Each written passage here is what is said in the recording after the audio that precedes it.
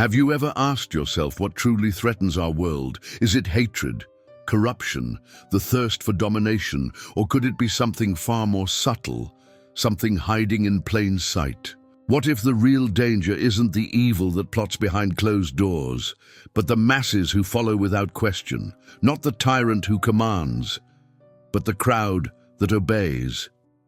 It's a disturbing thought, because it places the blame not only on the malicious, but also on the indifferent, on the silent, on the blind.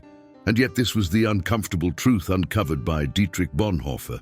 Bonhoeffer wasn't just a thinker, he was a man of action, a pastor and theologian deeply rooted in Christian values, who watched his country fall into darkness. He lived through the rise of Hitler, saw the collapse of moral structures around him, and witnessed neighbors, colleagues, and even church leaders become complicit in unspeakable atrocities, not necessarily because they were evil, but because they had stopped thinking for themselves. In prison, waiting for his execution, Bonhoeffer wrote what would become one of the most radical and urgent reflections of the 20th century. He realized that the decay of a society doesn't begin with hate, but with stupidity, and this was no insult. He wasn't talking about IQ. He wasn't mocking the uneducated or the naive. He was diagnosing something far more dangerous, a spiritual and moral surrender. Stupidity, Bonhoeffer wrote, is a more dangerous enemy of the good than malice. Why? Because malice has a face. It can be named. It can be fought. The malicious man knows what he's doing. He chooses to do harm. But the stupid man, the one Bonhoeffer describes, has no awareness of his role. He believes what he's told. He repeats what he hears. He marches to the rhythm of the collective drum without ever asking where he's going or why, and worse, he feels righteous. That is why stupidity is more dangerous than evil, because it doesn't know it is stupidity, and that makes it almost impossible to challenge. Bonhoeffer observed a terrifying transformation in his fellow citizens. People who once seemed reasonable, kind, even intelligent, became unrecognizable. They adopted slogans. They turned away from reason. They embraced cruelty without hesitation, as long as it came wrapped in patriotic or ideological colors. It wasn't personal wickedness. It was something else, something that infected crowds like a virus, a psychological fog that clouded judgment, erased empathy, and replaced individual conscience with mechanical obedience. And Bonhoeffer understood this is not just ignorance. It is a collective phenomenon, a system of unthinking. In fact, he insisted, stupidity is not even a trait one possesses. It's a condition one falls into.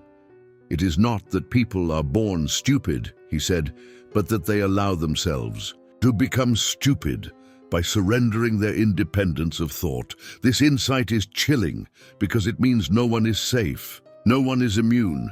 We become stupid, truly stupid, the moment we give up responsibility for our own mind. Now here's the part most people overlook. Bonhoeffer didn't just analyze stupidity, he saw how it was used, because stupidity isn't just dangerous on its own, it's a tool of dictators, manipulators, propaganda machines. A passive population is the dream of any authoritarian regime. Why waste time controlling people through fear, when you can get them to obey by simply turning off their ability to think? That's what Bonhoeffer saw. He realized that evil doesn't need to persuade, it only needs to distract. It only needs to make people comfortable enough to stop asking questions, to stop thinking, to outsource their moral compass to the crowd, the party, the flag. Once this happens, truth becomes irrelevant. Facts bounce off. Logic is seen as aggression, and evil walks freely dressed as virtue. So where does it begin? Not with war, not with bloodshed, but with a slow erosion of personal responsibility, a dulling of the inner voice, a laziness of the mind. People start repeating what they hear, not because they agree, but because it's easier. They accept narratives without challenge, not out of belief, but out of fatigue. And eventually, they lose the ability to tell right from wrong, not because they've turned evil, but because they've stopped looking. That's what scared Bonhoeffer most. Not just the actions of the wicked, but the silence of the many. Bonhoeffer understood something that most people still fail to grasp. Stupidity is not simply a lack of intelligence, nor is it a natural state of being.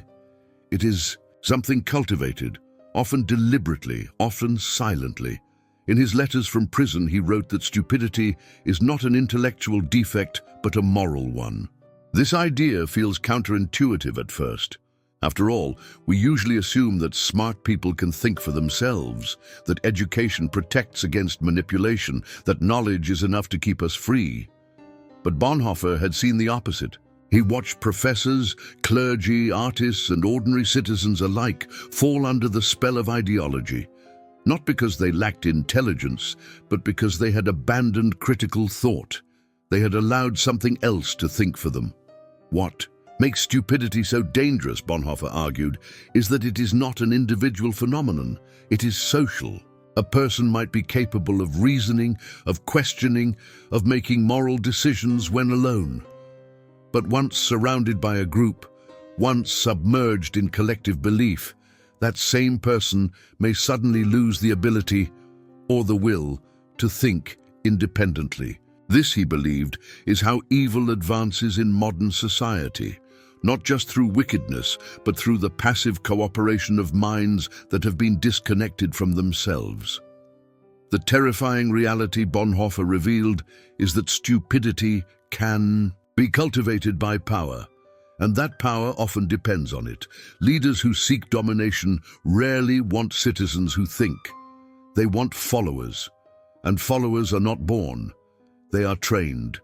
This training doesn't happen in camps or classrooms. It happens through media, through repetition, through fear, through comfort, through slogans that replace arguments, symbols that replace ethics, and crowds that replace conscience.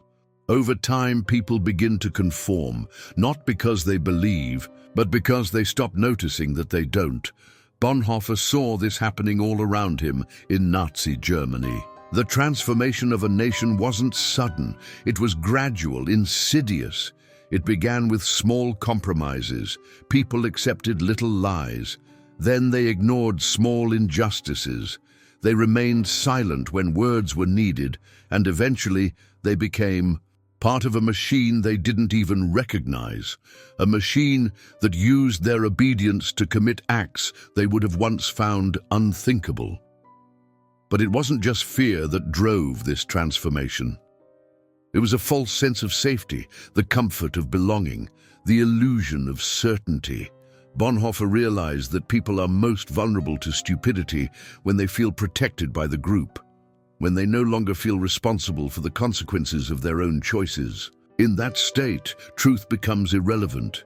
The individual stops evaluating what is right or wrong, what is real or false, and instead adopts whatever ideas are socially rewarded. In that moment, they are no longer thinking. They are being thought by something else.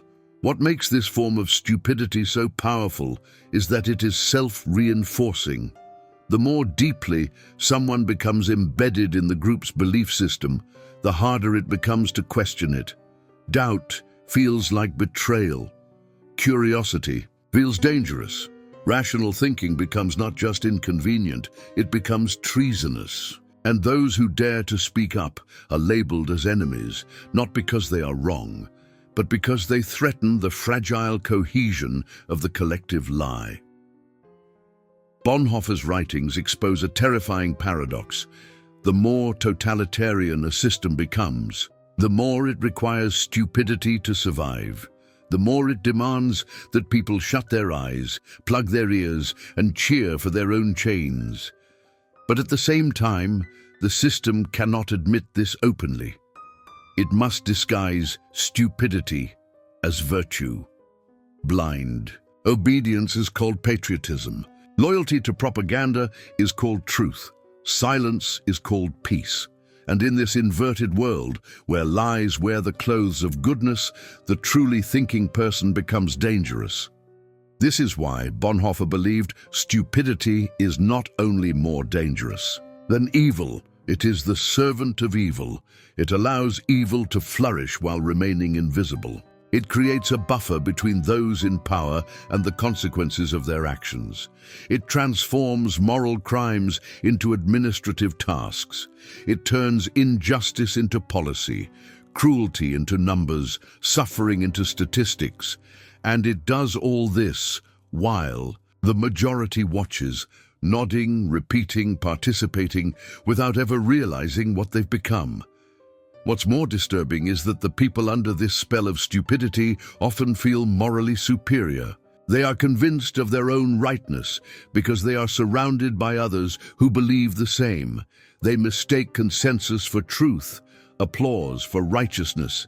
And so, when someone tries to speak reason, to question the system, to suggest that something is deeply wrong, they are not just ignored, they are hated. Because the stupid mind, as Bonhoeffer noted, is not open to dialogue. It is not interested in learning. It is not capable of being reached by reason. It has built a fortress around itself made of slogans, rituals, and borrowed certainty. And inside that fortress it feels safe. This is the tragedy that Bonhoeffer tried to warn the world about. That in times of great crisis, it is not the monsters we should fear most, but the millions of ordinary people who enable them, not because they are evil, but because they are unwilling to think. The person who repeats lies without question, who obeys without reflection, who chooses comfort over truth. That person becomes the tool of destruction, often without ever knowing it. Bonhoeffer's insight wasn't just for his time. It is for ours. In a world saturated with noise, where opinions are mass-produced and critical thought is increasingly rare, we must ask ourselves, are we thinking, or are we being thought? Are we acting from conscience or from convenience? Are we resisting the machine, or are we part of it? Because the truth is this: stupidity does not come to us all at once. It begins slowly. It begins when we look away, when we stop asking, why? When we stay silent because it's easier. And by the time we realize what we've become, we may already be part of something far more dangerous than we ever imagined. There is a question that haunted Bonhoeffer throughout his life, but especially in the dark silence of his prison cell.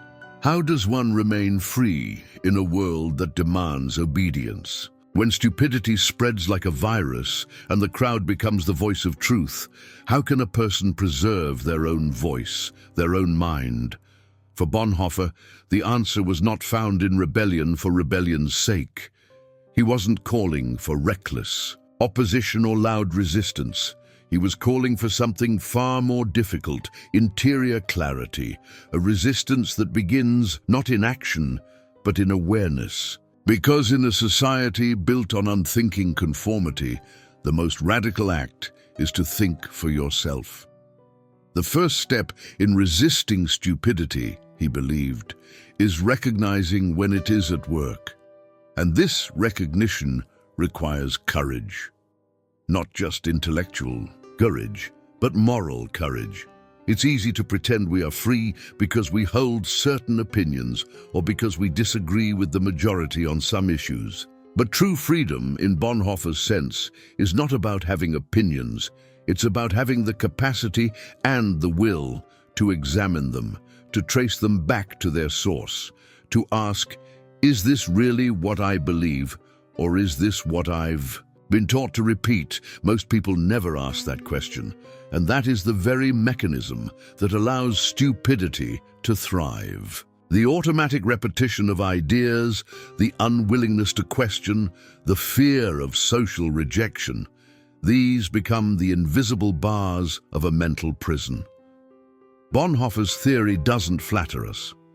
It suggests that we're not as independent as we like to think, that much of what we call belief is really inherited emotion wrapped in the illusion of thought. What then does it mean to be truly free? Bonhoeffer's answer is quiet but revolutionary. It means to take responsibility for your conscience. Not to outsource it to authority, not to drown it in noise, not to hide it behind ideology, but to carry it with you, awake and alert, even when it costs you something, especially when it costs you something. Bonhoeffer believed that the truly free person is not necessarily the one who can say whatever they want, but the one who is able to remain conscious when everyone else is asleep. He described freedom as an inner state, cultivated by reflection, silence, discipline, and moral responsibility. In this sense, freedom is not natural. It is not automatic. It must be earned, and it must be defended not with weapons, but with vigilance of thought. This is where his spiritual foundation becomes important. For Bonhoeffer, resistance to stupidity wasn't only an intellectual effort, it was also a spiritual task, a connection to truth that transcended public opinion or collective behavior. He believed that when the crowd loses its way, the individual must return to something deeper, a moral center not defined by the times, but by timeless principles. And in his case, that center was rooted in faith, not blind faith, not institutional religion, but a lived experience of truth that stood in opposition to the manufactured lies of the regime. Still, he didn't claim this was easy. He knew that thinking for oneself in a world of noise is profoundly difficult. He knew that loneliness is the price paid by those who refuse to conform, but he also knew that conformity has its own price, a much higher one. The loss of self, the dulling of the soul, the quiet, invisible surrender of one's deepest convictions in exchange for the comfort of agreement. He had seen what happens when entire nations trade integrity for belonging, when people betray their own minds to avoid standing alone. He saw that the people who once laughed at absurdities eventually began to repeat them, that the citizens who once said, "This is madness," later became its defenders. Because once you say yes to something you know is wrong, it becomes easier to keep saying yes, until finally you forget what wrong even means. Bonhoeffer's vision was not just to diagnose this decline, but to warn us, to wake us, to show that the greatest resistance we can offer to evil is not found in rage or even rebellion, but in the refusal to be made stupid, in the refusal to turn off the mind, to turn away from conscience, to pretend we don't see what's in front of us. He wrote that true resistance begins when a person says, "I will not participate in the lie." Not necessarily out loud, not dramatically, but internally, firmly, with eyes open and mind intact. That one decision to remain conscious is enough to change a life, and perhaps over time to change a world. The tragedy is that most people never make that decision, not because they are evil, not even because they are cowardly, but because they have never realized the power of their own awareness. They have never been taught to see their mind as a weapon, or their silence as complicity. They drift through life absorbing the thoughts of others, mistaking consensus for clarity, and convincing themselves that they are free, simply because they never try to escape. Bonhoeffer's prison writings are a quiet rebellion against that sleep, a call to wake up, to think again, to reclaim the soul from the systems that seek to swallow it. He did not write to flatter our generation. He wrote to confront us. And if we have the courage to listen, we may discover that his words, though written in chains, are among the most liberating ever put to paper, because what he teaches us is simple and terrifying and beautiful, that evil does not need monsters to succeed. It only needs people who are too distracted, too comfortable, or too obedient to notice what they've become. There is a certain kind of evil that announces itself. It marches, it shouts, it takes up arms, it has flags and uniforms and symbols, and because of this, we know how to resist it. We know how to name it, how to oppose it, how to stand against it, but there is another danger, quieter, more subtle, and far more enduring. It does not appear suddenly.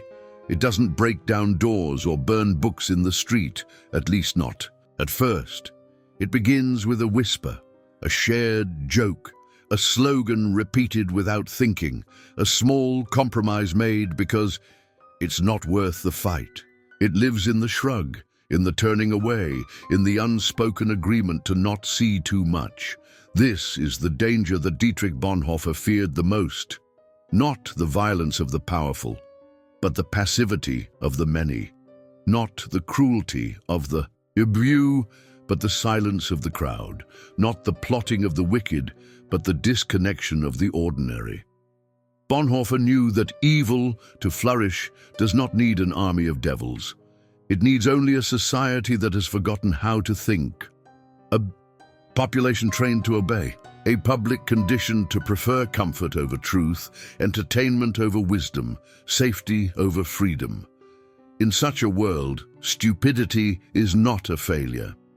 It is a design, a result, a symptom of something deeper. But this stupidity is not easily recognized. It wears many masks: patriotism, optimism, loyalty, even kindness. It comes wrapped in the language of unity, progress, tradition, morality. And in this disguise, it convinces otherwise good people to participate in systems they would never have built, and to defend crimes they would never have imagined. What makes this so tragic is that the people involved rarely know what they've become. They believe they are doing the right thing. They believe they are on the side of truth, but they have lost the thread, the inner thread that connects them to their own conscience. And once that connection is broken, it doesn't matter how clever you are, how educated, how well-meaning. Without that inner voice, you are simply an echo, a reflection, a tool. That is what Bonhoeffer meant when he said that stupidity is more dangerous than malice. Because malice still has a center. It can still be confronted, but stupidity has no core, it has no anchor. It drifts, adapts, absorbs whatever is loudest, easiest, most rewarded. And in doing so, it becomes a blank slate, ready to be written on by whatever power holds the pen. What then are we to do? This is where Bonhoeffer's voice, even in death, still speaks with clarity. He did not offer easy answers. He was not a preacher of slogans. He did not promise that thinking for yourself would make life easier. In fact, he knew it would. Do the opposite. It would isolate you, burden you, force you to see things others refuse to look at. And yet, he believed, that burden is exactly what makes a person fully alive. To resist stupidity, we must first take responsibility for our own minds. We must learn to sit with discomfort, to question even the ideas we love, to distrust any narrative that comes without doubt, to hold space for complexity, for nuance, for contradiction, because truth is rarely loud and it is almost never easy. We must also learn to love solitude, not as isolation, but as clarity. Bonhoeffer knew that the loudest lies are often heard in crowds, and that the truth, if it speaks at all, speaks in silence. It is in solitude that a person remembers what is real. It is there that we can hear the voice that is not given to us by others, the voice that was ours before the world began to shape it. And finally, we must be willing to stand alone, even briefly, if it means not betraying what we know. We must have the strength to speak softly when others shout, to step back when others march, to say no when the world demands a yes. This is not about rebellion for its own sake. It is about something far more sacred, preserving the light of conscience in a time of darkness. Bonhoeffer's life ended in a concentration camp, executed for his refusal to participate in a system built on lies. He did not live to see the fall of the regime he resisted. He did not become rich or powerful or famous in his lifetime, but he remained free in a way that few people ever are. He died with his mind intact, his spirit clear, his inner voice undistorted by fear or conformity. And that, perhaps, is the ultimate form of victory. In a letter written shortly before his death, Bonhoeffer offered this final reflection: We are not simply to bandage the wounds of victims beneath the wheels of injustice. We are to drive a spoke into the wheel itself. This is not just a call to act, it is a call to awaken, to see clearly, to remember that the world is not moved by those who follow blindly, but by those who dare to think when thinking has become dangerous. Today, as we face a world filled with noise, division, confusion, and manipulation, Bonhoeffer's theory returns like a warning shot in the night. The greatest threat to our future may not come from tyrants or terrorists, but from the slow decay of thought, from the surrender of our capacity to reason, from the normalization of stupidity as strength and silence as virtue. And so, we are left with a choice, not between left and right or good and evil, but between waking and sleeping, between the long, painful road of thought and the comfortable abyss of obedience. May we have the courage to choose thought, to choose clarity, to choose truth, even when it costs us. Because in a world that depends on our silence, the most revolutionary act is to remain awake. The greatest victories of evil are won by those who never knew they were helping it.